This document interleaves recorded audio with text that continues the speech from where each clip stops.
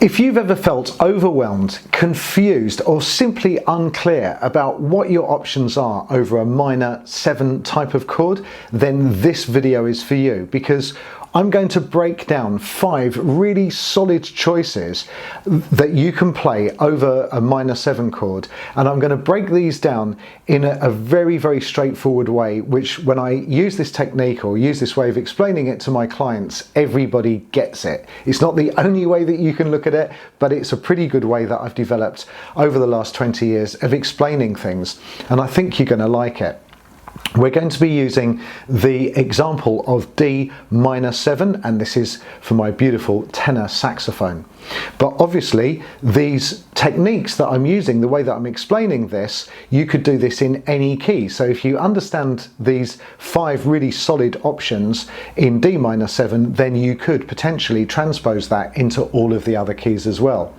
In this video, I'm giving you completely free of charge a PDF that has everything that we're going to discuss written down for you, and that is in the link in the description below, so you don't have to remember everything that I'm saying, and it's all down there on paper for you. You're also going to get a fabulous backing track, which is soul, jazz, funk. Actually, it's from this SessionBand apps, and it's Soul, Jazz, Funk Volume 3, and I've got this on a 70s funk vibe, which is really fun to play with, and it's best if you can practice these forms over a backing track if you can. Then what I've done is that I've gone into the settings here and I've muted off the tenor sax, very rude, but gives me a bit of space, and then I've gone into where this pencil is and I've just made sure that that's set to B flat for my gorgeous tenor sax, and I've created, as I've said, a D minor 7 chord, so everything that we're going to look at and discuss is going to fit over that gorgeous chord. So let's dive in. But before we do, can you do me a massive favour and please subscribe to this channel? If you do, it will make the channel more popular, which means this is my 191st video. Free videos will get in front of people that need them. Beginner saxophone players who are lost or confused will find my teaching method, and that would be really helpful for them and helpful for me too, and it doesn't cost you anything to subscribe. And could you please also go to my website saxmadesimple.com and subscribe to my newsletter? That would be amazing if you'd be kind enough to do that. And then the other thing, that if you really want to go the extra mile and do me a huge favor, and I would be so grateful to you, is to share this or my website anywhere on your social media. Imagine if all of the 10,000 subscribers or more that we have on this channel now, if everybody did that, it would just be amazing for my channel. I'd really, really appreciate it. Thank you so much. So let's dive in and have a look. So it says, when you see D minor 7, what do you play over it? It's a great question. It can be overwhelming, which is what we've just been talking about. And I want to give you 5 really solid choices.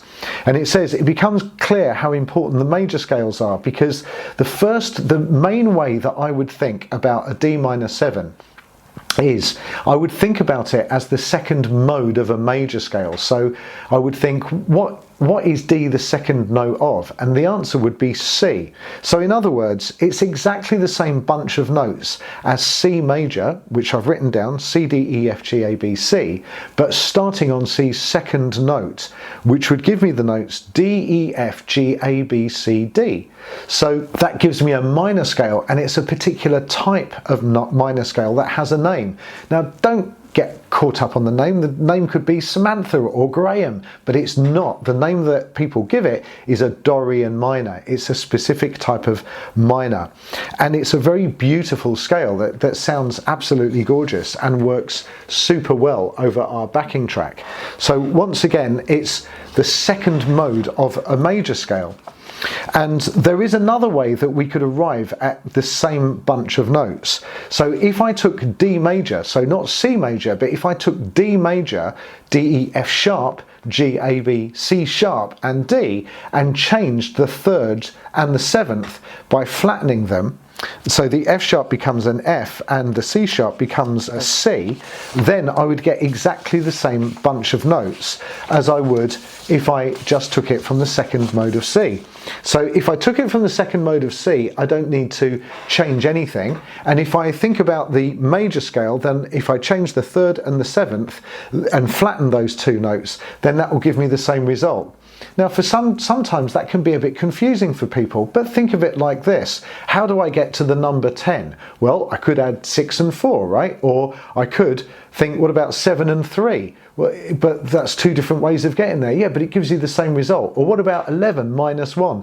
There's an infinite number of ways that I could arrive at the solution.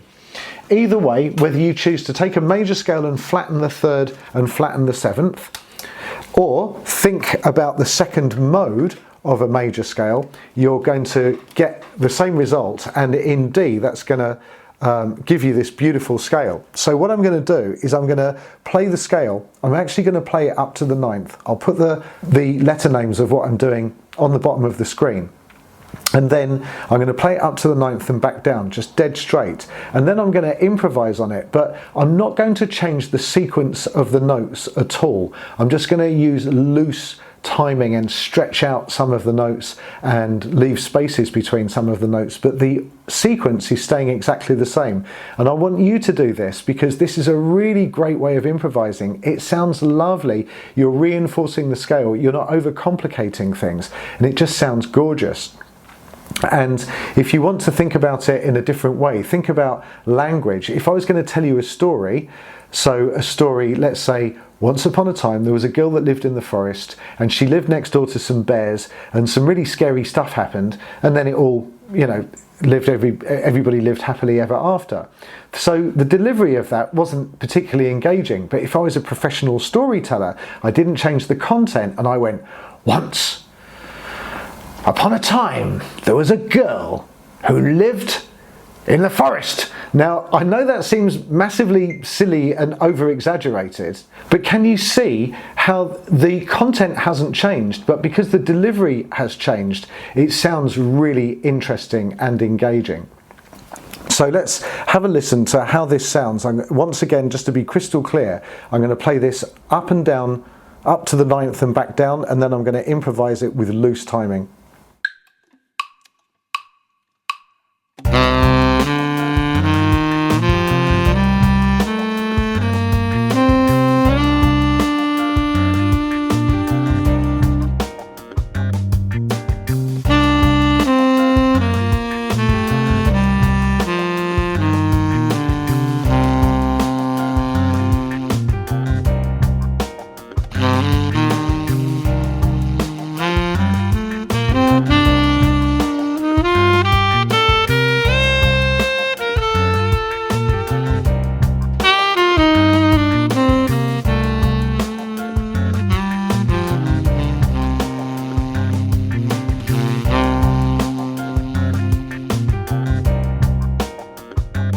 Sounds pretty nice, doesn't it? It sounds really nice, and I want you to do this. I want you to practice playing the scale straight up and down as many times to the backing track until it feels comfortable, and then practice stretching it out with loose timing. And it just sounds lovely. It sounds really good. It's a very good way of practicing. Then the PDF says if we take exactly the same bunch of notes as the Dorian minor and we just change one of those notes, which is going to be the sixth note of the scale, which is a B, and make that a B flat, then that's still D minor 7, but it gives us a different scale, which is an Aeolian scale. And if you have a look at the bunch of notes, you get D, E, F, G, A, B flat, C and D. And looking at those notes, you've got a bunch of notes which has one B flat. It just has one flat, which is a B flat in it. And isn't that the same bunch of notes that you would get in F major? It is. So this is, in other words, this is exactly the same as F major, but starting on a D. And this scale is known by several names. Aeolian is one way of describing it. You could also call it the relative minor of F major.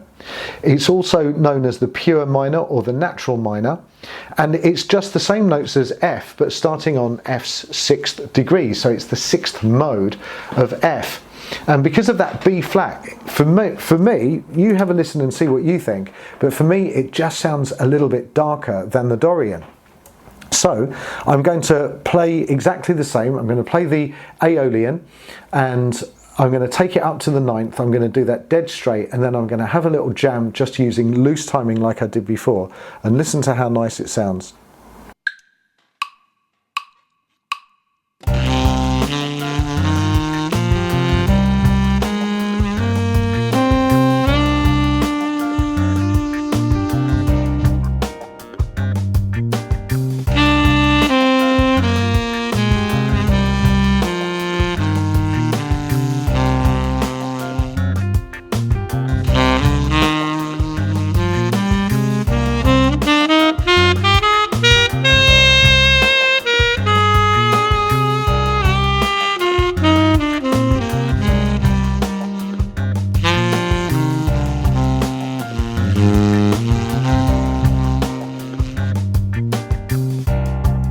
So once again, I didn't change the sequence of the scale at all, the scale tones. I just played up and down and just loosely played with it. That's what I want you to do with the backing track. When you've got it under your fingers, have a little jam. It sounds so nice. And don't be put off by it has loads of names. They're just labels that are attached to it. If you understand the sound and you understand the construction, that's a really good start. And then you can learn the names after that. So the next scale that I would look at is the minor pentatonic. Now this is just such a fabulous scale for improvising on. It's a really good one to know. And the cool thing about the minor pentatonic, it has 5 notes, but 4 of those notes are just the chord tones of the scale. So D, F, A and C, and I've written that down for you. Then we take the 4 chord tones and we add in the 4th note of the scale, which in this case is the G, and we get D, F, G, A, C and D, and that would give us, it's still D minor 7, so you can play that over a D minor 7 chord. It's just going to sound fabulous. 5-note scale sounds really cool. So I'm going to do the same thing. I'm just going to practice this to the backing track straight up and down. If you've not played this before, I suggest that you play it without the backing track first. Do it as many times as you need to feel a bit more comfortable with it, and then try it with the backing track just going straight up and down like I'm going to, and then when you feel a bit more comfortable still, you can do some improvisation. I'm going to really throw this around a little bit and then I'll explain what I'm doing afterwards, so have a listen.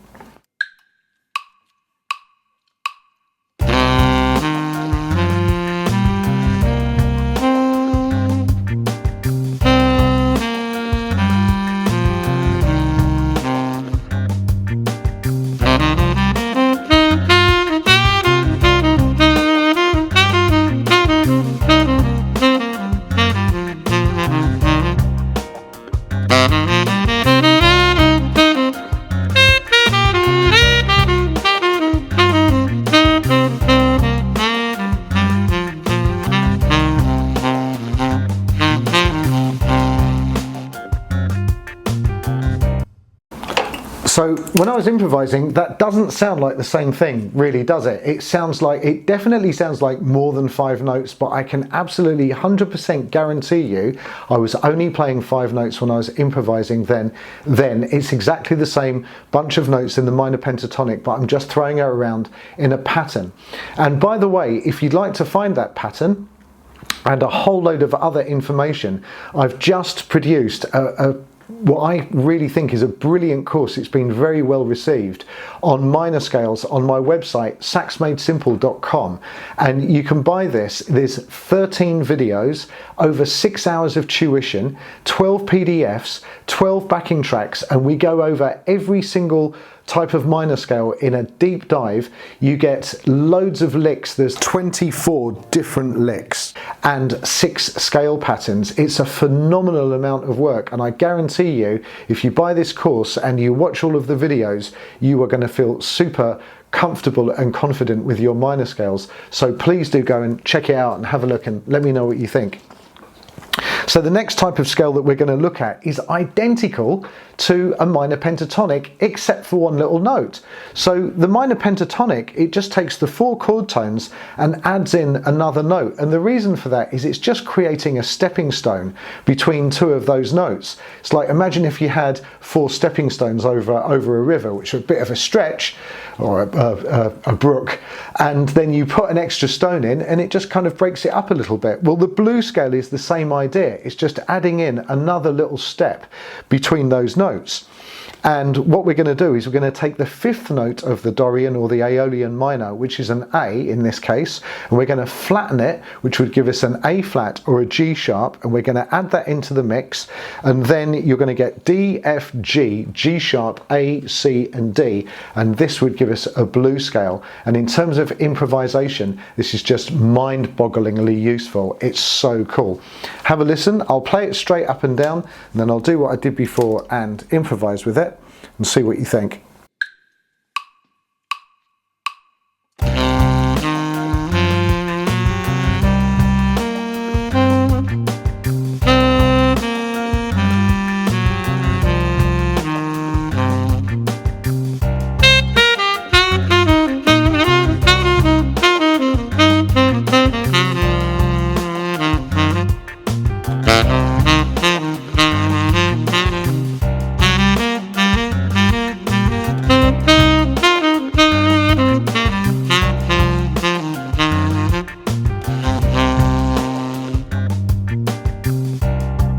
Yeah, really nice. Once again, licks and patterns in my blues scale course, so please do go and have a look at that.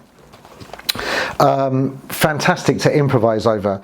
The last one that we're going to have a look at is the Harmonic Minor. I absolutely love this scale because it's so expressive and it's so useful. You can definitely use this over a D minor 7, although strictly speaking there is a difference. And it's not really a D minor 7, it's actually a D minor major 7.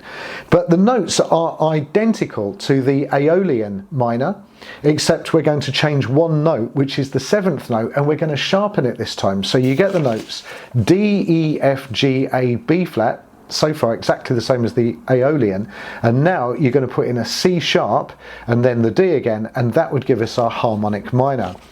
This is such a beautiful scale, so I'm going to play this straight up and down. I'll probably take it up to the 9th, and then I'm going to improvise. And what I'll do this time is just to throw it around quite a bit so that you can hear some of the delicious sounds that you can make with a harmonic minor. So I'm going to play the scale straight up and down to the 9th, and then I'll jam on it a little bit.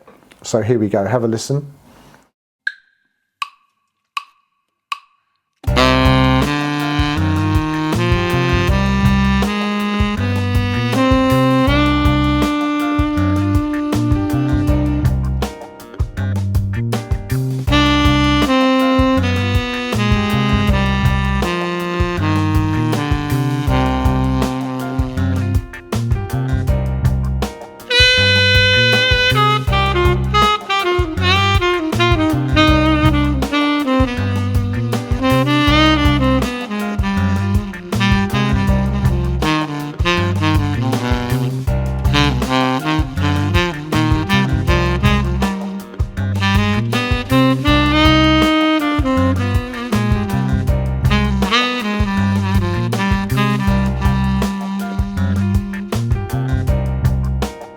And that harmonic minor, that is so useful, especially in any type of situation, but really in jazz, that's really super helpful.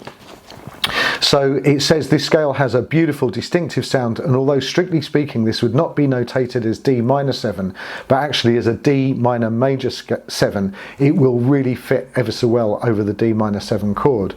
The reason it's called a D minor major, the first time I heard D minor major I was like, what, D minor majors? Oh, it just melted my head completely, and it put me off learning them for years because I just thought it was going to be too complex.